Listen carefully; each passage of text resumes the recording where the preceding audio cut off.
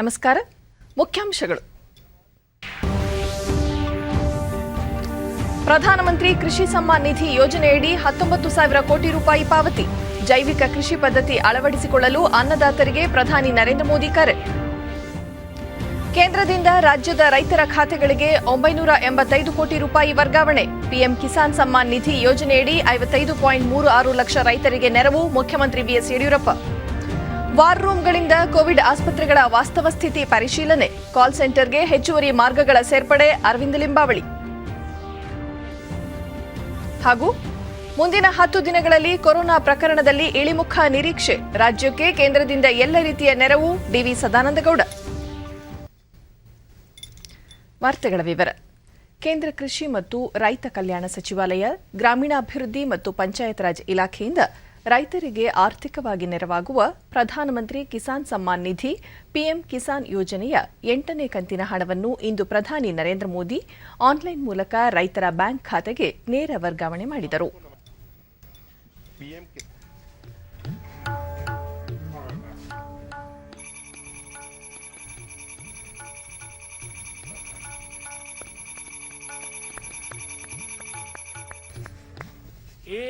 ಬಳಿಕ ಅವರು, ಇಂದು ಅತ್ಯಂತ ಸಂದಿಗ್ಧ ಸಂದರ್ಭದಲ್ಲಿ ನಾವು ಸಂವಾದ ನಡೆಸುತ್ತಿದ್ದೇವೆ. ಇಂತಹ ಕಠಿಣ ಸಂದರ್ಭದಲ್ಲಿಯೂ ರೈತರು ದಾಖಲೆಯ ಬೆಳೆ ಬೆಳೆಯುತ್ತಿದ್ದಾರೆ. ಹಲವಾರು ಆವಿಷ್ಕಾರ, ಕೃಷಿ ಪದ್ಧತಿ ಅಳವಡಿಸಿಕೊಂಡಿದ್ದಾರೆ. ಅಕ್ಷಯ ತೃತೀಯದ ಈ ದಿನ ಕೃಷಿ ಹೊಸ ಮಾರ್ಗದತ್ತ ಹೆಜ್ಜೆ ಇಡಲಿದೆ ಎಂದು ಹೇಳಿದರು. 19,000 ಕೋಟಿ ರೂಪಾಯಿಯನ್ನು 10 ಕೋಟಿ ರೈತರ ಖಾತೆಗೆ ನೇರವಾಗಿ ಜಮೆ ಮಾಡಲಾಗುತ್ತದೆ. ಇದೇ ಮೊದಲ ಬಾರಿಗೆ ಪಶ್ಚಿಮ ಬಂಗಾಳದ ರೈತರ ಖಾತೆಗೆ ಹಣ ಜಮೆ ಆಗಲಿದೆ. ಪಿಎಂ ಕಿಸಾನ್ ಸಮ್ಮಾನ್ ನಿಧಿಯಿಂದ ಸಣ್ಣ ಮತ್ತು ಮಧ್ಯಮ ವರ್ಗದ ರೈತರಿಗೆ ನೆರವಾಗಲಿದೆ ಎಂದು ತಿಳಿಸಿದರು. ಇದುವರೆಗೆ ಈ ಯೋಜನೆಯಡಿ ಸುಮಾರು 11 ಕೋಟಿ ರೈತರ ಖಾತೆಗೆ 1,35,000 ಕೋಟಿ ರೂಪಾಯಿಯನ್ನು ಜಮೆ ಮಾಡಲಾಗಿದೆ. ಪಿಎಂ ಕಿಸಾನ್ ಯೋಜನೆಯ ಹಣ ಪಡೆಯಲು ಇನ್ನೂ ಕಾಯಬೇಕಿಲ್ಲ. ನೇರವಾಗಿ ರೈತರ ಖಾತೆಗೆ ಜಮೆ ಆಗಲಿದೆ. ಪಂಜಾಬ್ ಮತ್ತು ಹರಿಯಾಣದ ಲಕ್ಷಾಂತರ ರೈತರ ಖಾತೆಗೆ ಹಣ ತಲುಪಿದೆ ಎಂದರು. ಪಂಜಾಬಿನ ರೈತರಿಗೆ 18,000 ಕೋಟಿ, ಹರಿಯಾಣದ ರೈತರ ಖಾತೆಗೆ 9,000 ಕೋಟಿ ರೂಪಾಯಿ ಜಮೆ ಆಗಿದೆ. ಅಲ್ಲಿನ ರೈತರು ಸಂತಸದಲ್ಲಿದ್ದಾರೆ. ಇದೇ ರೀತಿ ಬೇರೆ ಬೇರೆ ರಾಜ್ಯಗಳ ರೈತರು ಸೌಲಭ್ಯ ಪಡೆದುಕೊಳ್ಳಬೇಕು ಎಂದು ಅವರು ಕರೆ ನೀಡಿದರು. कोरोना की मुश्किल चुनौतियों के बीच जहां किसानों ने कृषि और बागवानी में रिकॉर्ड उत्पादन किया है, वहीं सरकार भी हर साल एमएसपी पर खरीद के नए नए रिकॉर्ड बना रही है. गंगा जी के दोनों ओर ಜೈವಿಕ ಕೃಷಿ ಪದ್ಧತಿಯನ್ನು ಹೆಚ್ಚು ಅಳವಡಿಸಿಕೊಳ್ಳಬೇಕು. ಗಂಗಾ ನದಿಯ ಈ ಕೆಳಗಳಲ್ಲಿಯೂ ಜೈವಿಕ ಕೃಷಿ ಪದ್ಧತಿಯನ್ನು ಅನುಷ್ಠಾನಕ್ಕೆ ತರಲಾಗಿದೆ. ನಮಾಮಿ ಗಂಗೆ ಹೆಸರಿನಲ್ಲಿ ಗಂಗಾ ನದಿಯ ನೈರ್ಮಲ್ಯಕ್ಕೆ ಸಂಕಲ್ಪ ಮಾಡಲಾಗಿದೆ ಎಂದರು. ವಿಶೇಷ ಅಭಿಯಾನದಡಿ 2 ಕೋಟಿಗೂ ಅಧಿಕ ರೈತರು ಕಿಸಾನ್ ಕ್ರೆಡಿಟ್ ಕಾರ್ಡ್ಗಳನ್ನು ಪಡೆದುಕೊಂಡಿದ್ದು 2 ಲಕ್ಷ ಕೋಟಿ ರೂಪಾಯಿಗಳನ್ನು ಪಡೆದುಕೊಂಡು ಪಶುಪಾಲನೆ ಸೇರಿದಂತೆ ಇನ್ನಿತರೆ ಉಪಕಸುಬುಗಳನ್ನು ಆರಂಭಿಸಿದ್ದಾರೆ ಎಂದು ಹೇಳಿದರು. ಕೊರೋನಾದ ಸಂದಿಗ್ಧ ಪರಿಸ್ಥಿತಿ ಹಿನ್ನೆಲೆಯಲ್ಲಿ ರೈತರ ಸಾಲ ನವೀಕರಣದ ಅವಧಿಯನ್ನು ಜೂನ್ 30ರವರೆಗೆ ವಿಸ್ತರಣೆ ಮಾಡಲಾಗಿದೆ ಎಂದು ತಿಳಿಸಿದ ಅವರು, ಯಾವುದೇ ತೊಂದರೆ ಆಗದ ರೀತಿಯಲ್ಲಿ ಕೇಂದ್ರ ಸರ್ಕಾರ ಜಾರಿಗೆ ತಂದಿರುವ ಉಚಿತ ಪಡಿತರವನ್ನು ಬಡವರಿಗೆ ತಲುಪಿಸಬೇಕು ಎಂದು ರಾಜ್ಯ ಸರ್ಕಾರಗಳಿಗೆ ಮನವಿ ಮಾಡಿದರು.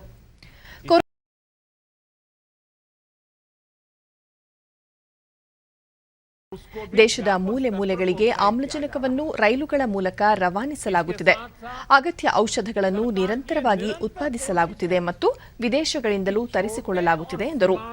ಔಷಧಗಳನ್ನು ಕಾಳಸಂತೆಯಲ್ಲಿ ಮಾರಾಟ ಮಾಡುವವರ ವಿರುದ್ಧ ಅತ್ಯಂತ ಕಠಿಣ ಕ್ರಮಗಳನ್ನು ಜರುಗಿಸಬೇಕು ಎಂದು ಪ್ರಧಾನಿ ರಾಜ್ಯಗಳಿಗೆ ಸೂಚನೆ ನೀಡಿದರು. ಹಳ್ಳಿಗಳಲ್ಲಿ ಕೊರೋನಾ ವ್ಯಾಪಿಸುತ್ತಿದೆ. ಪ್ರತಿಯೊಂದು ಸರ್ಕಾರಗಳು ಈ ಮಹಾಮಾರಿಯನ್ನು ತಡೆಯಲು ಶ್ರಮಿಸುತ್ತಿವೆ. ಈ ಹಿನ್ನೆಲೆಯಲ್ಲಿ ಎಲ್ಲ ಗ್ರಾಮವಾಸಿಗಳು ಅಗತ್ಯ ಮುಂಜಾಗ್ರತೆ ವಹಿಸಬೇಕು. ಮಾಸ್ಕ್ ಅನ್ನು ಕಡ್ಡಾಯವಾಗಿ ಧರಿಸಿ, ಯಾವುದೇ ಲಕ್ಷಣಗಳನ್ನು ಕಡೆಗಣಿಸಬಾರದು. ಕೂಡಲೇ ಐಸೋಲೇಟ್ ಆಗಿ ಪರೀಕ್ಷೆ ಮಾಡಿಸಿಕೊಳ್ಳಬೇಕು ಮತ್ತು ಅಗತ್ಯ ಔಷಧಿಯನ್ನು ಪಡೆದುಕೊಳ್ಳಬೇಕು ಎಂದು ಕಿವಿಮಾತು ಹೇಳಿದರು. ಇದುವರೆಗೆ 18 ಕೋಟಿ ಲಸಿಕೆ ಡೋಸ್ ಅನ್ನು ನೀಡಲಾಗಿದೆ. ಹಂತ ಹಂತವಾಗಿ ಎಲ್ಲರಿಗೂ ಲಸಿಕೆ ನೀಡಲಾಗುತ್ತದೆ. ಲಸಿಕೆ ಪಡೆದುಕೊಂಡ ನಂತರವೂ ಮಾಸ್ಕ್ ಧರಿಸಿ ಅಂತರ ಕಾಯ್ದುಕೊಳ್ಳಬೇಕೆಂದು ಅವರು ಹೇಳಿದರು. पहले तो खुद को यथासंभव दूसरों से अलग करना है, फिर जल्द से जल्द कोरोना टेस्ट करना है और जब तक रिपोर्ट ना आए तब तक डॉक्टरों से जो दवाई बताई है वो जरूर लेते रहना है। साथियों, बचाव का एक बहुत बड़ा माध्यम है कोरोना का टीका।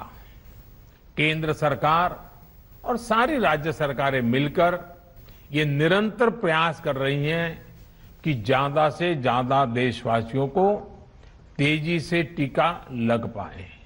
कम जमीन की बहुत बड़ी समस्या थी। जी सर। ಅರವಿಂದ್ ಜಿ आपने ಇದಕ್ಕೂ ಮುನ್ನ ಉತ್ತರ ಪ್ರದೇಶದ ಉನ್ನಾವದ ರೈತ ಅರವಿಂದ ನಿಷಾದ್, ಆಂಧ್ರಪ್ರದೇಶದ ಅನಂತಪುರದ ರೈತ ಮಹಿಳೆ ವೇಣೂರಮ್ಮ, ಮೇಘಾಲಯದ ರೆವಿಸ್ಟರ್, ಪೋರ್ಟ್ ಬ್ಲೇರ್ನ ಪ್ಯಾಟ್ರಿಕ್, ಜಮ್ಮು ಮತ್ತು ಕಾಶ್ಮೀರದ ಖುರ್ಷಿದ್, ಮಹಾರಾಷ್ಟ್ರದ ಲಾತೂರ್ನ ರೈತ ಬಾಳಾ ಸಾಹೇಬ್ ಅವರೊಂದಿಗೆ ಪ್ರಧಾನಿ ಸಂವಾದ ನಡೆಸಿದರು. ಈ ವಿಡಿಯೋ ಕಾನ್ಫರೆನ್ಸ್ ಕಾರ್ಯಕ್ರಮದಲ್ಲಿ ಕೇಂದ್ರ ಕೃಷಿ ಸಚಿವ ನರೇಂದ್ರ ಸಿಂಗ್ ತೋಮರ್, ವಿವಿಧ ರಾಜ್ಯಗಳ ಮುಖ್ಯಮಂತ್ರಿಗಳು ಪಾಲ್ಗೊಂಡಿದ್ದರು. ఎందుకంటే మాకు ఇది ప్రకృతి వ్యవసాయం ఎందుకు చేసామంటే మాకు వర్షపాతం తక్కువ ఉంది కాబట్టి ప్రకృతి వ్యవసాయంలో మార్చుకుంటూ మేము ఈ భూమి డెవలప్మెంట్ చేసుకున్నాం sir. Sir, we have done processing. We collect all the produce from the farmers. We take it to the FPC where we have a processing unit. We process it, we pack it, and we label it like this. And then we sell these products to retail chains and companies which are tied up with the FPCs. सब आलू निकोबारी आलू डालता हूँ, मलयाल आलू भी डालता हूँ, नारियल भी डालता हूँ, पेंटिनस भी डालता हूँ, जो भी फल है, केला फल और सारा सब्जी हम लोग उगाता। सारा सब्जी जैसा लौकी, जैसा भिंडी, जैसा बैंगन सब उगाता हूँ। फिर मैंने सोचा कि मैं क्यों न अपनी जमीन की तरफ जाऊं, तो मैं अपनी तरफ जमीन की तरफ गया तो मैंने ऑर्गेनिक सब्जी बनाई सर। मैं एक्सोटिक सब्जी ज्यादातर बनाता हूं सर। उसमें है कैप्सिकम, ब्रिंजल है, कुकुम्बर है सर, ग्रीन। सभी को ಪ್ರಧಾನಮಂತ್ರಿ ಕಿಸಾನ್ ಸಮ್ಮಾನ್ ನಿಧಿ ಯೋಜನೆಯಡಿ ಪ್ರಸಕ್ತ ವರ್ಷದ ಮೊದಲ ಕಂತು 985.61 ಕೋಟಿ ರೂಪಾಯಿಗಳನ್ನು ಪ್ರಧಾನಿ ನರೇಂದ್ರ ಮೋದಿ ಅವರು ರಾಜ್ಯದ 55.36 ಲಕ್ಷ ರೈತರ ಖಾತೆಗಳಿಗೆ ವರ್ಗಾವಣೆ ಮಾಡಿದರು. ಸಾಗುವಳಿ ಭೂಮಿ ಹೊಂದಿರುವ ಎಲ್ಲ ಅರ್ಹ ರೈತ ಕುಟುಂಬಗಳಿಗೆ ವಾರ್ಷಿಕ 6,000 ರೂಪಾಯಿಗಳ ಆರ್ಥಿಕ ನೆರವನ್ನು 3 ಕಂತುಗಳ ರೂಪದಲ್ಲಿ ನೀಡುತ್ತಿದೆ. 2018ರಿಂದ ಈವರೆಗೂ ರಾಜ್ಯದ ರೈತರಿಗೆ ಕೇಂದ್ರ ಸರ್ಕಾರ 6,936.98 ಕೋಟಿ ರೂಪಾಯಿಗಳ ಆರ್ಥಿಕ ನೆರವನ್ನು ನೀಡಿದ್ದು, ಅದಕ್ಕೆ ಜೊತೆಯಾಗಿ ಕರ್ನಾಟಕ ಸರ್ಕಾರ 2019-20 ಸಾಲಿನಿಂದ ಈವರೆಗೂ 2,891.70 ಕೋಟಿ ರೂಪಾಯಿಗಳ ತನ್ನ ಪಾಲಿನ ಹಣವನ್ನು ಜಮೆ ಮಾಡಿದೆ. ರಾಜ್ಯದ ರೈತರಿಗೆ ಕೃಷಿ ಸಮ್ಮಾನ್ ನಿಧಿ ಯೋಜನೆಯಡಿ ಒಟ್ಟು 9,828.68 ಕೋಟಿ ರೂಪಾಯಿಗಳು ಸಂದಾಯವಾಗಿದೆ. ಪ್ರಸಕ್ತ ವರ್ಷದಲ್ಲಿ ಹೆಚ್ಚುವರಿಯಾಗಿ ಕರ್ನಾಟಕ ಸರ್ಕಾರ 4,000 ರೂಪಾಯಿಗಳ ಸಹಾಯಧನವನ್ನು 2 ಕಂತುಗಳಲ್ಲಿ ಫಲಾನುಭವಿಗಳಿಗೆ ಪಾವತಿಸಲಿದೆ. ಈ ಬಗ್ಗೆ ಟ್ವೀಟ್ ಮಾಡಿರುವ ಮುಖ್ಯಮಂತ್ರಿ ಬಿಎಸ್ ಯಡಿಯೂರಪ್ಪ ಅವರು, ಕೃಷಿ ಸಮ್ಮಾನ್ ನಿಧಿ ಯೋಜನೆಯ 8ನೇ ಕಂತನ್ನು ಪ್ರಧಾನಿ ನರೇಂದ್ರ ಮೋದಿ ಅವರು ನೇರ ನಗದು ವರ್ಗಾವಣೆ ಮೂಲಕ ಪಾವತಿ ಮಾಡಿದ್ದಾರೆ ಎಂದು ತಿಳಿಸಿದ್ದಾರೆ. ಕೋವಿಡ್ ನಿರ್ವಹಣೆಗಾಗಿ ಬೆಂಗಳೂರಿನಲ್ಲಿ ಸ್ಥಾಪಿಸಲಾಗಿರುವ ವಾರ್ ರೂಂಗಳು ಆಸ್ಪತ್ರೆಗಳಲ್ಲಿ ಲಭ್ಯವಿರುವ ಬೆಡ್ಗಳ ರಿಯಾಲಿಟಿ ಚೆಕ್ ಮಾಡಲಿದೆ. ಜೊತೆಗೆ ಟ್ರೇಸಿಂಗ್ ಕೇಂದ್ರವಾಗಿ ಕೆಲಸ ನಿರ್ವಹಿಸಲಿವೆ ಎಂದು ವಾರ್ ರೂಂ ಮತ್ತು ಕಾಲ್ ಸೆಂಟರ್ಗಳ ಜವಾಬ್ದಾರಿ ನಿರ್ವಹಣೆ ಹೊಣೆ ಹೊತ್ತಿರುವ ಕನ್ನಡ ಮತ್ತು ಸಂಸ್ಕೃತಿ ಇಲಾಖೆ ಸಚಿವ ಅರವಿಂದ ಲಿಂಬಾವಳಿ ಹೇಳಿದ್ದಾರೆ. ಬೆಂಗಳೂರಿನಲ್ಲಿ ಹೆಚ್ಚುವರಿಯಾಗಿ ಸ್ಥಾಪಿಸಲಾಗಿರುವ ಸಹಾಯವಾಣಿ ಕೇಂದ್ರವನ್ನು ಪರಿಶೀಲಿಸಿದ ಬಳಿಕ ಅವರು, ಈ ಹಿಂದೆ 1912 ಸಹಾಯವಾಣಿಯಲ್ಲಿ 60 ಮಾರ್ಗಗಳಿದ್ದವು. ಈಗ ಅದಕ್ಕೆ 70 ಮಾರ್ಗಗಳನ್ನು ಹೆಚ್ಚುವರಿಯಾಗಿ ಸೇರಿಸಲಾಗಿದೆ. ಕರೆ ಮಾಡಿದವರಿಗೆ 12ರಿಂದ 20 ನಿಮಿಷ ಕಾಯುವಿಕೆಯ ಸಮಯ ಕಡಿತವಾಗಿದ್ದು, ಕಾಲ್ ಸೆಂಟರ್ನ ಸಿಬ್ಬಂದಿಗಳು ತಕ್ಷಣವೇ ಪ್ರತಿಕ್ರಿಯಿಸಲಿದ್ದಾರೆ ಎಂದರು. ಈ ಕೇಂದ್ರಗಳಲ್ಲಿ ವೈದ್ಯರೂ ಸಹ ಕೆಲಸ ನಿರ್ವಹಿಸುತ್ತಿದ್ದು, ಕರೆಗಳನ್ನು ವಲಯ ಕಚೇರಿಗಳಿಗೆ ವರ್ಗಾವಣೆಯಾಗುವುದು, ವಿಳಂಬವಾದರೆ ಸ್ಥಳೀಯ ವೈದ್ಯರೇ ವೈದ್ಯಕೀಯ ಸಲಹೆ ಸೂಚನೆಗಳನ್ನು ನೀಡಲಿದ್ದಾರೆ. ಆಸ್ಪತ್ರೆಗಳಲ್ಲಿ ದಾಖಲಾಗುತ್ತಿರುವ ಮತ್ತು ಬಿಡುಗಡೆಯಾಗುತ್ತಿರುವ ರೋಗಿಗಳ ಮಾಹಿತಿಯನ್ನು ಹಾಗೂ ಬೆಡ್ಗಳ ಲಭ್ಯತೆಯನ್ನು ರಿಯಾಲಿಟಿ ಚೆಕ್ ಮೂಲಕ ಪರಿಶೀಲಿಸಲಾಗುವುದು ಎಂದು ತಿಳಿಸಿದರು.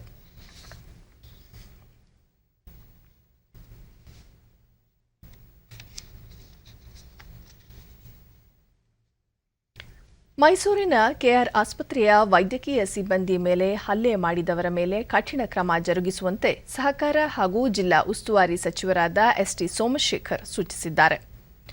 ಮೈಸೂರಿನಲ್ಲಿಂದು ನಡೆದ ಜಗಜ್ಯೋತಿ ಬಸವ ಜಯಂತಿ ಕಾರ್ಯಕ್ರಮದಲ್ಲಿ ಭಾಗವಹಿಸಿದ ಸಚಿವರು ಪ್ರತಿಮೆಗೆ ಮಾಲಾರ್ಪಣೆ ಮಾಡಿದರು.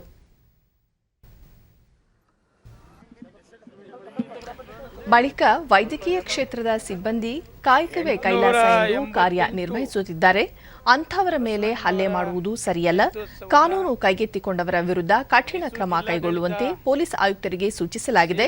ಇನ್ನು ಮುಂದೆ ಈ ರೀತಿಯ ಘಟನೆಗಳಾಗದಂತೆ ಎಚ್ಚರಿಕೆ ವಹಿಸಲಾಗುವುದು, ಆಸ್ಪತ್ರೆಯ ವೈದ್ಯರಿಗೆ ಹಾಗೂ ಸಿಬ್ಬಂದಿಗೆ ಸೂಕ್ತ ಭದ್ರತೆ ನೀಡಲಾಗುವುದು ಎಂದರು. ಬಸವಣ್ಣನವರ ಕಾಯಕವೇ ಕೈಲಾಸ ಅನ್ನೋ ರೀತಿಯಲ್ಲಿ ಅನೇಕ ಡಾಕ್ಟರ್ಗಳು ಕೂಡ ಇವತ್ತಿನ ಪರಿಸ್ಥಿತಿಯಲ್ಲಿ ತೊಂದರೆಯಲ್ಲಿದ್ದಾರೆ. ಕಂಟಿನ್ಯೂಯೇಷನ್ಗೆ 13-14 ದಿವಸ ಯಾರು ಜಾಸ್ತಿ ICUನಲ್ಲಿದ್ದರೂ ಇಬ್ಬರಿಗೆ ಮಾತ್ರ ಅದು ಪತ್ತೆ ಆಗಿದೆ. ಅದಕ್ಕೆ ಔಷಧಿಯನ್ನು ಕೊಡ್ತಾ ಇದ್ದಾರೆ, ಸರಿಪಡಿಸ್ತಕ್ಕಂಥದ್ದನ್ನು ಮಾಡ್ತಿದ್ದಾರೆ. ಕೋವಿಡ್ ಬಂದು ICUನಲ್ಲಿದ್ದರು, ಜಾಸ್ತಿ ದಿವಸ ಯಾರು ICUನಲ್ಲಿದ್ದರೆ ಅವು ಇಬ್ಬರಿಗೆ ಮಾತ್ರ KRS ಹಾಸ್ಪಿಟಲ್ನಲ್ಲಿ ಐಡೆಂಟಿಫಿಕೇಷನ್ ಆಗಿದೆ. ಅದಕ್ಕೆ ಸೂಕ್ತ ಚಿಕಿತ್ಸೆಯನ್ನು ಡಾಕ್ಟ್ರು ಕೊಡ್ತಾ ಇದ್ದಾರೆ. ಯಾವ ಕಾರಣಕ್ಕೂ ಡಾಕ್ಟ್ರ್ ಮೇಲೆ ಹಲ್ಲೆ ಮಾಡ್ತಕ್ಕಂಥದ್ದು ಸರಿ ಇಲ್ಲ. ಅದು ಹೆಚ್ಚು ಕಡಿಮೆ ಆಗಿದ್ದರೆ ಪೊಲೀಸ್ನವರು ವೆರಿಫಿಕೇಷನ್ ಮಾಡ್ತಕ್ಕಂಥದ್ದು. ಕಮಿಷನರ್ಗೂ ಕೂಡ ಹೇಳಿದ್ದೇನೆ, ಪೊಲೀಸ್ ಬಂದೋಬಸ್ತ್ ಮಾಡಿ ಯಾರು KRS ಹಾಸ್ಪಿಟ್ಲಿಗೆ ಹೋಗ್ತಕ್ಕಂಥದ್ದು ಬರ್ತಕ್ಕಂಥದ್ದು ಎಲ್ಲ ಕೂಡ ಬಂದ್ ಆಗಬೇಕು.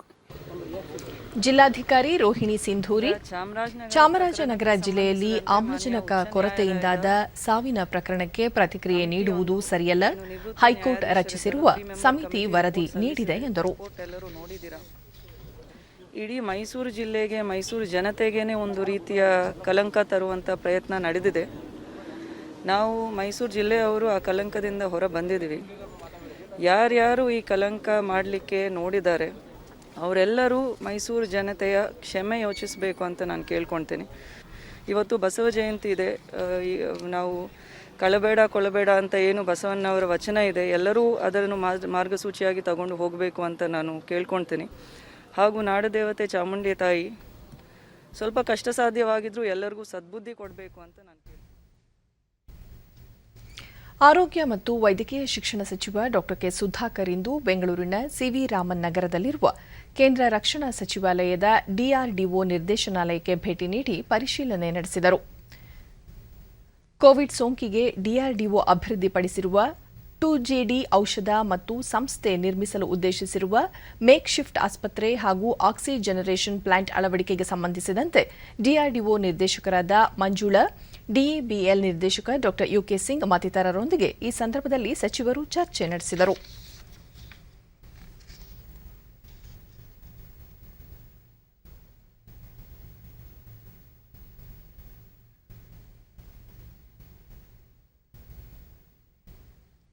Yesterday after our interactions and it is reaching tonight. I request the chairman if you can. He has been helping us, on a CSR level. Good friends of mine. I'll talk to them and see whether they can really scale up.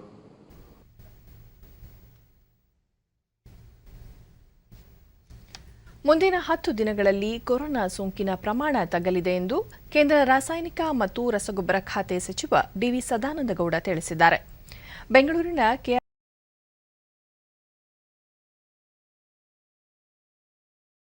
Corona ಸೋಂಕಿತರ ಚಿಕಿತ್ಸೆಗಾಗಿ CMD ಮತ್ತು Rotary ಸಂಸ್ಥೆಯ ಸಂಯುಕ್ತಾಶ್ರಯದಲ್ಲಿ 100 ಬೆಡ್ಗಳ ವ್ಯವಸ್ಥೆ ಮಾಡಲಾಗುತ್ತಿದೆ. Corona ಪ್ರಕರಣಗಳು ತಗ್ಗಿದ ಬಳಿಕ ಈ ಆಸ್ಪತ್ರೆಯನ್ನು ಸೂಪರ್ ಸ್ಪೆಷಾಲಿಟಿ ಆಸ್ಪತ್ರೆಯಾಗಿ ಪರಿವರ್ತಿಸುವ ಉದ್ದೇಶ ಇದೆ ಎಂದರು.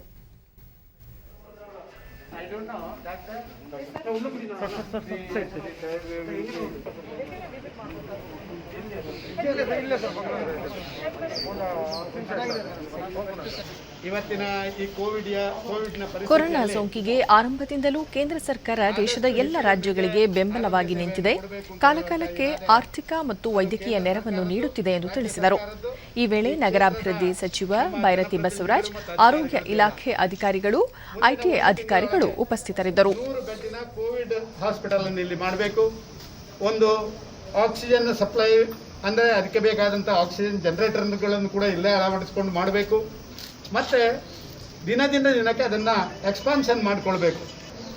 Really there are problems in the earlier days, but since last 10 days the central government has taken all the initiatives to supply medicines to supply oxygen, to see that water other assistance, even financial assistance is also given to the state government. ಎಲ್ಲವನ್ನು ಕೊಡುವಂಥದ್ದನ್ನು ಮಾಡಿದ್ದೇವೆ. ಜೀವ ಉಳಿಸಬೇಕು ಅಂತ ಹೇಳೋದಕ್ಕೆ ಪ್ರಥಮ ಆದ್ಯತೆ, ಜೀವನವನ್ನು ನಡೆಸಲಿಕ್ಕೆ ಬೇಕಾದಂಥ ವ್ಯವಸ್ಥೆಗಳನ್ನು ಮಾಡಬೇಕು ಅಂತ ಹೇಳೋದು ಸೆಕೆಂಡರಿ ಅಂತ ಹೇಳುವಂಥದ್ದನ್ನು ಮಾಡ್ತಾ ಇದ್ದೇವೆ. ಪ್ರಾಕ್ಟಿಕಲ್ ಆಗಿ ಇವತ್ತಿನ ಈ ಕಡಿಮೆ ಆಗಲಿಕ್ಕೆ ಕಾರಣ ರಾಜ್ಯ ಸರ್ಕಾರ ತಗೊಂಡಂಥ ದಿಟ್ಟ ನಿರ್ಧಾರಗಳು, ಹೆಜ್ಜೆಗಳು ಅಂತ ನಾನು ಹೇಳಲಿಕ್ಕೆ. ಸಂಸದರು ಮತ್ತು ಶಾಸಕರಿಗೆ ಮಂಜೂರು ಮಾಡುವ ಪ್ರದೇಶಾಭಿವೃದ್ಧಿ ನಿಧಿಯಿಂದ ಕೋವಿಡ್ ಲಸಿಕೆಗಾಗಿ 100 ಕೋಟಿ ರೂಪಾಯಿ ನೀಡಲು ಪ್ರದೇಶ ಕಾಂಗ್ರೆಸ್ ಸಮಿತಿ ತೀರ್ಮಾನಿಸಿದೆ. ಬೆಂಗಳೂರಿನಲ್ಲಿಂದು ಜಂಟಿ ಸುದ್ದಿಗೋಷ್ಠಿಯಲ್ಲಿ ಕಾಂಗ್ರೆಸ್ನ ಶಾಸಕಾಂಗ ಪಕ್ಷದ ನಾಯಕ ಸಿದ್ದರಾಮಯ್ಯ ಹಾಗೂ ಕೆಪಿಸಿಸಿ ಅಧ್ಯಕ್ಷ ಡಿಕೆ ಶಿವಕುಮಾರ್ ಈ ವಿಷಯ ತಿಳಿಸಿದ್ದಾರೆ. ಸಿದ್ದರಾಮಯ್ಯ ಮಾಹಿತಿ ನೀಡಿ, ಕಾಂಗ್ರೆಸ್ನ ಪ್ರತಿಯೊಬ್ಬ ಶಾಸಕರಿಂದ ತಲಾ 1 ಕೋಟಿ ರೂಪಾಯಿ ನೀಡಲು ತೀರ್ಮಾನಿಸಲಾಗಿದೆ. ರಾಜ್ಯದಲ್ಲಿ ಸೋಂಕು ಪ್ರಮಾಣ ಹೆಚ್ಚಾಗಿದ್ದು, ಇದರಿಂದ ಸೋಂಕು ನಿಯಂತ್ರಣಕ್ಕೆ ಸ್ವಲ್ಪ ಮಟ್ಟಿಗೆ ನೆರವಾಗಲಿದೆ ಎಂದು ವಿಶ್ವಾಸ ವ್ಯಕ್ತಪಡಿಸಿದರು. ವ್ಯಾಕ್ಸಿನ್ ಪ್ರೊಕ್ಯೂರ್ಮೆಂಟ್ಗೆ ನಾವು 100 ಕೋಟಿ ರೂಪಾಯಿಗಳನ್ನು ಕೊಂಡುಕೊಳ್ಳಲಿಕ್ಕೆ ನಮ್ಮ MLAಗಳು ನಾವು ಎಲ್ಲರೂ ಕೂಡ ಇದನ್ನು ತೀರ್ಮಾನ ಮಾಡಿದ್ದೀವಿ. ಅದನ್ನ ಕೊಡಲಿಕ್ಕೆ ಕಾಂಗ್ರೆಸ್ ಪಕ್ಷ ಇವತ್ತು ಮುಂದೆ ಬಂದಿದೆ. ಇದು ಕರ್ನಾಟಕದಲ್ಲಿ ಅನ್ಪ್ರೆಸಿಡೆಂಟೆಡ್ ಡಿಸಿಷನ್. ಕಾಂಗ್ರೆಸ್ ಪಕ್ಷ MLAಗಳು ಅವರ ಕ್ಷೇತ್ರದಲ್ಲಿ ಎಲ್ಲ ಸಹಾಯ ಮಾಡಬೇಕು ಅನ್ನೋ ಕಾರಣಕ್ಕೋಸ್ಕರ ವ್ಯಾಕ್ಸಿನ್ ಕೊಡಬೇಕು, ಎಲ್ಲರಿಗೂ ವ್ಯಾಕ್ಸಿನ್ ಕೊಡಲಿಕ್ಕೆ ನಾವು ತೀರ್ಮಾನ ಮಾಡಿದ್ದೀವಿ.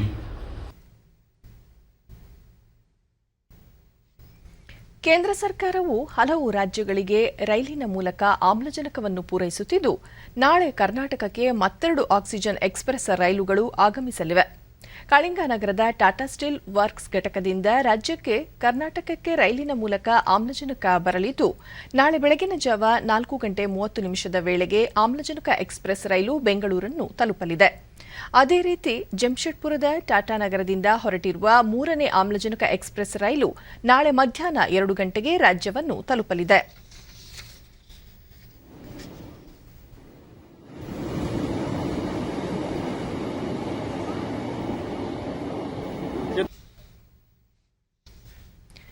ಕೇಂದ್ರೀಯ ಸಂಶೋಧನೆ ಮತ್ತು ಅಭಿವೃದ್ಧಿ ಸಂಸ್ಥೆ DRDO ಅಭಿವೃದ್ಧಿಪಡಿಸಿರುವ ಆಮ್ಲಜನಕದ 1,50,000 ಆಕ್ಸಿಕೇರ್ ಘಟಕಗಳ ನಿರ್ಮಾಣಕ್ಕೆ ಪಿಎಂ ಕೇರ್ಸ್ ನಿಧಿಯಡಿ ಅಂಗೀಕಾರ ನೀಡಲಾಗಿದೆ. ಇದಕ್ಕಾಗಿ 322 ಕೋಟಿ 50 ಲಕ್ಷ ರೂಪಾಯಿ ವೆಚ್ಚವಾಗಲಿದೆ.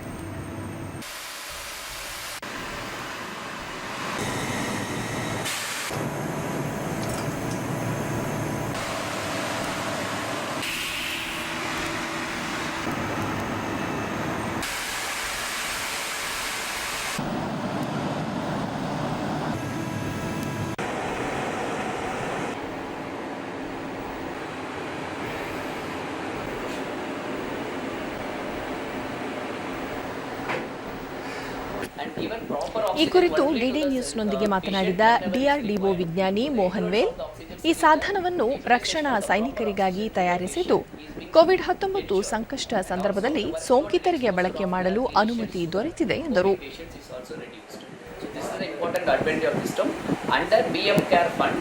We have got an order, the DRDO, to produce 1.5 lakh items on this manual of 1 lakh system of without electronic controller and automatic system with electronic controller, another 50,000, totally 1.5 lakh items. ಮತ್ತೋರ್ವ ವಿಜ್ಞಾನಿ ಇಂದ್ರಶೇಖರ್, COVID-19 ಸೋಂಕಿತರಿಗೆ ಆಮ್ಲಜನಕದ ಅವಶ್ಯಕತೆ ಇದ್ದು, ಆಮ್ಲಜನಕದ ಪೂರೈಕೆಗೆ ಸಂಸ್ಥೆ ಮುಂದಾಗಿದೆ.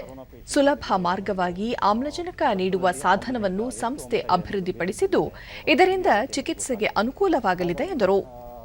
90ರಿಂದ 85ರಿಂದ 90, 90ರಿಂದ 95 ಆ ಅಂಶ ಒಂದು ಗೊತ್ತಾಗಬೇಕು ನಮಗೆ. ಆ ಒಂದು ಗೊತ್ತಾದ ನಂತರ ವೈದ್ಯರು ಅದನ್ನು ಚಿಕಿತ್ಸೆಗೆ ಅಳವಡಿಸ್ಕೊಳ್ತಾರೆ. ನಿರ್ದೇಶಕ ಯುಕೆ ಸಿಂಗ್, DRDO ನಿರ್ಮಿಸಿರುವ ಈ ಸಾಧನ ಸೋಂಕಿತರಿಗೆ ಸಹಕಾರಿಯಾಗಲಿದೆ. ಪಿಎಂ ಕೇರ್ಸ್ ನಿಧಿಯಡಿ 1000ಕ್ಕೂ ಹೆಚ್ಚು ಆಮ್ಲಜನಕ ಘಟಕಗಳನ್ನು ನಿರ್ಮಿಸಲು ಅನುಮತಿ ನೀಡಲಾಗಿದೆ. ಮುಂದಿನ 3 ತಿಂಗಳಲ್ಲಿ 800 ಘಟಕಗಳನ್ನು ನಿರ್ಮಿಸಲಾಗುವುದು ಎಂದು ತಿಳಿಸಿದರು. To different industries so that within 3 months of time 850 medical oxygen plant can be manufactured. This particular plant is based on PSA technology, which is nothing but the pressure swing adjustment technology, and it uses molecular sieves which is either based on lithium, calcium or sodium. This particular technology has been initially developed for Tejas aircraft in a very miniaturized function and fitting manners, which has enabled us to give this to Tejas and other aircraft also. ಕೇಂದ್ರ ಸರ್ಕಾರ ರಾಜ್ಯಕ್ಕೆ 1,015 metric ton oxygen ನಿಗದಿ ಮಾಡಿದ್ದು, ಇದನ್ನು 1,400 metric ಟನ್ಗೆ ಹೆಚ್ಚಿಸಲು ಕೇಂದ್ರ ಸರ್ಕಾರಕ್ಕೆ ಪತ್ರ ಬರೆದು ಮನವಿ ಮಾಡಲಾಗಿದೆ ಎಂದು ಬೃಹತ್ ಮತ್ತು ಮಧ್ಯಮ ಕೈಗಾರಿಕಾ ಸಚಿವ ಜಗದೀಶ್ ಶೆಟ್ಟರ್ ಹುಬ್ಬಳ್ಳಿಯಲ್ಲಿ ತಿಳಿಸಿದ್ದಾರೆ.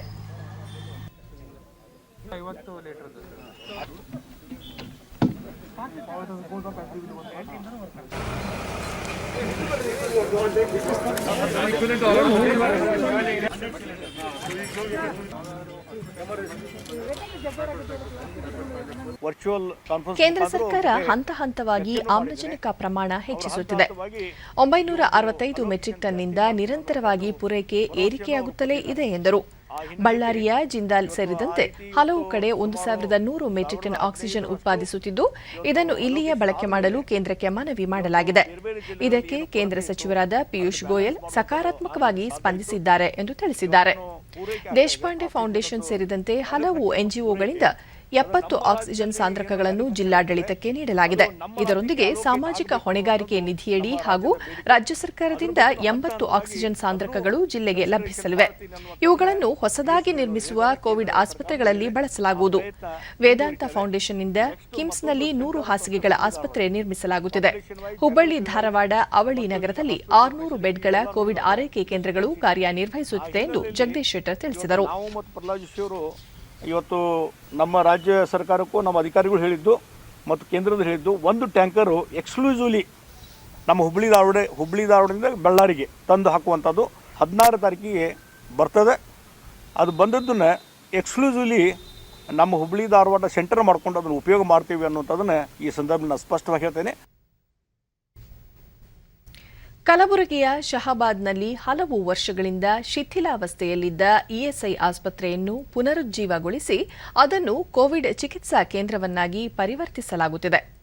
ಕೆಲ ದಿನಗಳಿಂದ ನಗರದ ಪೌರ ಕಾರ್ಮಿಕರು ಆಸ್ಪತ್ರೆಯ ಒಳಾಂಗಣ ಮತ್ತು ಹೊರಾಂಗಣವನ್ನು ಸ್ವಚ್ಛಗೊಳಿಸುತ್ತಿದ್ದು, ಕೆಲವೇ ದಿನಗಳಲ್ಲಿ ಚಿಕಿತ್ಸಾ ಕೇಂದ್ರ ಕಾರ್ಯಾರಂಭಿಸಲಿದೆ.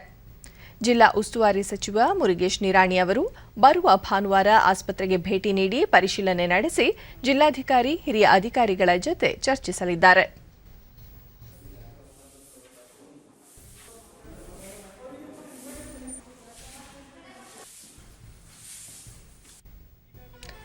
ಡಿಡಿ ನ್ಯೂಸ್ನೊಂದಿಗೆ ತಹಸೀಲ್ದಾರ್ ಸುರೇಶ್ ವರ್ಮಾ, ಸಚಿವರು ಹಾಗೂ ಜಿಲ್ಲಾಧಿಕಾರಿಗಳ ಮೇರೆಗೆ ಕಳೆದ 4 ದಿನಗಳಿಂದ ಆಸ್ಪತ್ರೆಯಲ್ಲಿ ಸ್ವಚ್ಛತಾ ಕಾರ್ಯ ಕೈಗೊಳ್ಳಲಾಗಿದೆ ಎಂದು ತಿಳಿಸಿದರು. ನಮ್ಮ ಕೋವಿಡ್ ಕೇರ್ ಸೆಂಟರ್ ಆಗಿ ಒಳ್ಳೆ ಉಪಯೋಗಕ್ಕೆ ಬರ್ತದೆ. ನಾವು ಇಲ್ಲಿ ಅಂದಾಜು ಒಂದು 100 ಹಾಸಿಗೆಯ ಬೆಡ್ಡಿನ ವ್ಯವಸ್ಥೆ ಒಂದು ಆಸ್ಪತ್ರೆ ನಿರ್ಮಾಣ ಆಗೋದ್ರ ಮೂಲಕ ಈ ನಮ್ಮ ಶಹಾಬಾದ್ ಜನಕ್ಕೆ ಒಂದು ಒಳ್ಳೆಯ ಒಂದು ಆಶ್ರಯ ನೀಡುವಂಥ ಹಾಸ್ಪಿಟಲ್.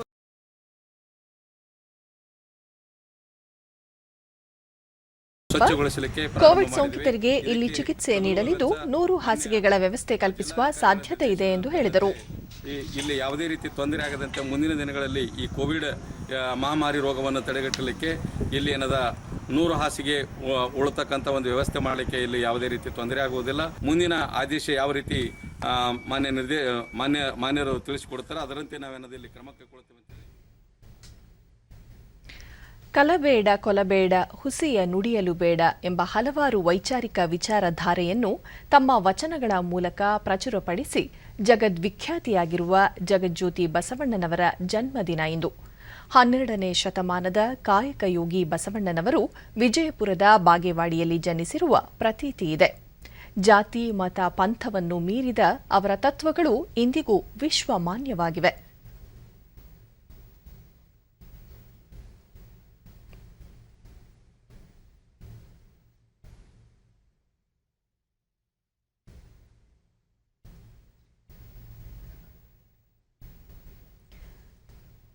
ಬಸವ ಜಯಂತಿಗೆ ಶುಭ ಕೋರಿರುವ ಪ್ರಧಾನಿ ನರೇಂದ್ರ ಮೋದಿ, ಬಸವೇಶ್ವರರ ಉದಾತ್ತ ಬೋಧನೆಗಳು ವಿಶೇಷವಾಗಿ ಸಾಮಾಜಿಕ ಸಬಲೀಕರಣ, ಸಾಮರಸ್ಯ, ಸಹೋದರತ್ವ ಮತ್ತು ಸಹಾನುಭೂತಿಗೆ ಒತ್ತು ನೀಡಿರುವ ಅವರ ಬದುಕು ಮತ್ತು ಚಿಂತನೆ ಎಲ್ಲರಿಗೂ ಸ್ಫೂರ್ತಿಯಾಗಿದೆ ಎಂದು ಟ್ವೀಟ್ ಮಾಡಿದ್ದಾರೆ.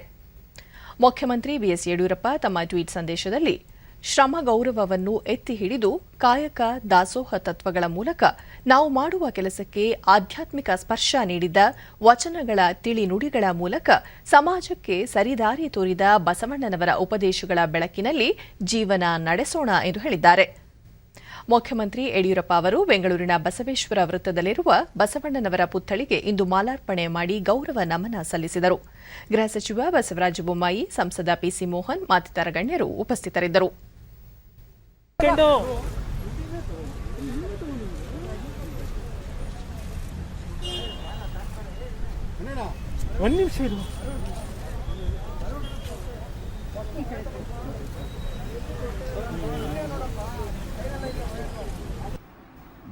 ಉಪಮುಖ್ಯಮಂತ್ರಿ ಗೋವಿಂದ ಕಾರಜೋಳ ಕಾಯಕ ಯೋಗಿ ಬಸವೇಶ್ವರ ಜಯಂತಿಗೆ ಶುಭ ಕೋರಿದ್ದಾರೆ. ಈ ಬಾರಿ ಕೊರೋನಾ ಸೋಂಕು ಹಿನ್ನೆಲೆಯಲ್ಲಿ ಬಸವ ಜಯಂತಿಯನ್ನು ಎಲ್ಲರೂ ಸರಳವಾಗಿ ಆಚರಿಸುವಂತೆ ಅವರು ಮನವಿ ಮಾಡಿದ್ದಾರೆ. ನಿಸರ್ಗ ರಕ್ಷಣೆ ಪ್ರಜ್ಞೆ ಮತ್ತು ಸಾಮಾಜಿಕ ಜವಾಬ್ದಾರಿ, ಈ ಮೂರು ಅಂಶಗಳನ್ನು ಬಸವಣ್ಣನವರ ವಚನಗಳ ಸಾರ ಎಂಬುದನ್ನು ನಾವೆಲ್ಲ ಅರಿತುಕೊಳ್ಳಬೇಕಾಗಿದೆ.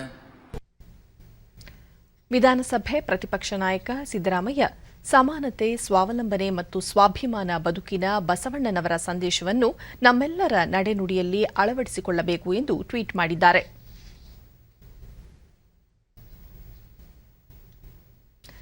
ಜೆಡಿಎಸ್ ನಾಯಕ ಎಚ್ಡಿ ಕುಮಾರಸ್ವಾಮಿ, ಕಾಯಕ ನಿಷ್ಠೆ ಮತ್ತು ಸಮಾನತೆಯನ್ನು ಜಗತ್ತಿಗೆ ಸಾರಿದ ಬಸವಣ್ಣನವರು ನಮ್ಮೆಲ್ಲರಿಗೂ ದಾರಿದೀಪ ಎಂದು ಹೇಳಿದ್ದಾರೆ.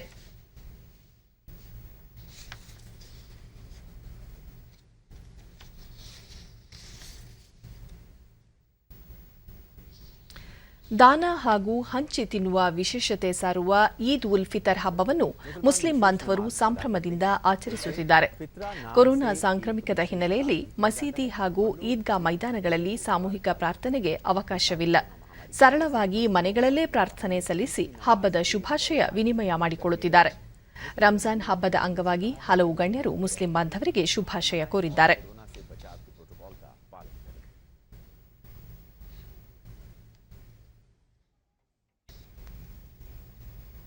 राष्ट्रपति रामनाथ कोविंद ने ईद पर देशवासियों को शुभकामनाएं दी. उन्होंने ट्वीट किया कि सभी ರಾಷ್ಟ್ರಪತಿ ರಾಮನಾಥ್ ಕೋವಿಂದ್ ಈದ್ ಉಲ್ ಫಿತರ್ ಭ್ರಾತೃತ್ವದ ಮನೋಭಾವವನ್ನು ಬಲಪಡಿಸಲು ಮತ್ತು ಮಾನವೀಯ ಸೇವೆಗೆ ನಮ್ಮನ್ನು ಸಮರ್ಪಿಸಲು ಸುಸಂದರ್ಭವಾಗಿದೆ. ಕೋವಿಡ್ ಮಾರ್ಗಸೂಚಿಗಳೊಂದಿಗೆ ನಾವೆಲ್ಲರೂ ಸಮಾಜ ಮತ್ತು ದೇಶದ ಯೋಗಕ್ಷೇಮಕ್ಕಾಗಿ ಕೆಲಸ ಮಾಡೋಣ ಎಂದು ಟ್ವೀಟ್ನಲ್ಲಿ ತಿಳಿಸಿದ್ದಾರೆ.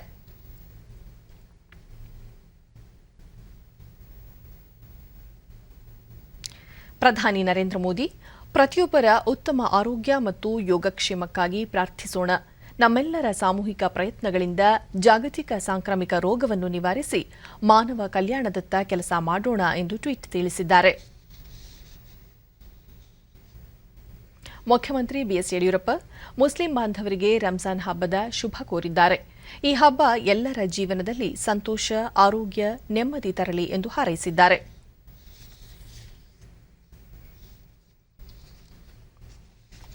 ಕೊನೆಯಲ್ಲಿ ಮತ್ತೊಮ್ಮೆ ಮುಖ್ಯಾಂಶಗಳು. ಪ್ರಧಾನಮಂತ್ರಿ ಕೃಷಿ ಸಮ್ಮಾನ್ ನಿಧಿ ಯೋಜನೆಯಡಿ 19,000 ಕೋಟಿ ರೂಪಾಯಿ ಪಾವತಿ. ಜೈವಿಕ ಕೃಷಿ ಪದ್ಧತಿ ಅಳವಡಿಸಿಕೊಳ್ಳಲು ಅನ್ನದಾತರಿಗೆ ಪ್ರಧಾನಿ ನರೇಂದ್ರ ಮೋದಿ ಕರೆ. ಕೇಂದ್ರದಿಂದ ರಾಜ್ಯದ ರೈತರ ಖಾತೆಗಳಿಗೆ 985 ಕೋಟಿ ರೂಪಾಯಿ ವರ್ಗಾವಣೆ. ಪಿಎಂ ಕಿಸಾನ್ ಸಮ್ಮಾನ್ ನಿಧಿ ಯೋಜನೆಯಡಿ 55.36 ಲಕ್ಷ ರೈತರಿಗೆ ನೆರವು. ಮುಖ್ಯಮಂತ್ರಿ ಬಿಎಸ್ ಯಡಿಯೂರಪ್ಪ. ವಾರ್ ರೂಂಗಳಿಂದ ಕೋವಿಡ್ ಆಸ್ಪತ್ರೆಗಳ ವಾಸ್ತವ ಸ್ಥಿತಿ ಪರಿಶೀಲನೆ. ಕಾಲ್ ಸೆಂಟರ್ಗೆ ಹೆಚ್ಚುವರಿ ಮಾರ್ಗಗಳ ಸೇರ್ಪಡೆ. ಅರವಿಂದ ಲಿಂಬಾವಳಿ. ಹಾಗೂ ಮುಂದಿನ 10 ದಿನಗಳಲ್ಲಿ ಕೊರೋನಾ ಪ್ರಕರಣದಲ್ಲಿ ಇಳಿಮುಖ ನಿರೀಕ್ಷೆ. ರಾಜ್ಯಕ್ಕೆ ಕೇಂದ್ರದಿಂದ ಎಲ್ಲ ರೀತಿಯ ನೆರವು. ಡಿವಿ ಸದಾನಂದಗೌಡ. ನಮ್ಮ ವಾರ್ತಾ ಪ್ರಸಾರವನ್ನು ನೀವು ಡಿಡಿ ಚಂದನ ನ್ಯೂಸ್ ಯೂಟ್ಯೂಬ್ ಚಾನೆಲ್ನಲ್ಲೂ ವೀಕ್ಷಿಸಬಹುದು. ವೀಕ್ಷಕರೇ, ನಾನು ಈಗ ಸ್ಟುಡಿಯೋದಿಂದ ತೆರಳುತ್ತಿರುವ ಕಾರಣ ಮಾಸ್ಕ್ ಧರಿಸುತ್ತಿದ್ದೇನೆ. ನೀವು ಸಹ ಮನೆಯಿಂದ ಹೊರಹೋಗುವ ಮುನ್ನ ಸರಿಯಾದ ಕ್ರಮದಲ್ಲಿ ತಪ್ಪದೇ ಮಾಸ್ಕ್ ಧರಿಸಿ.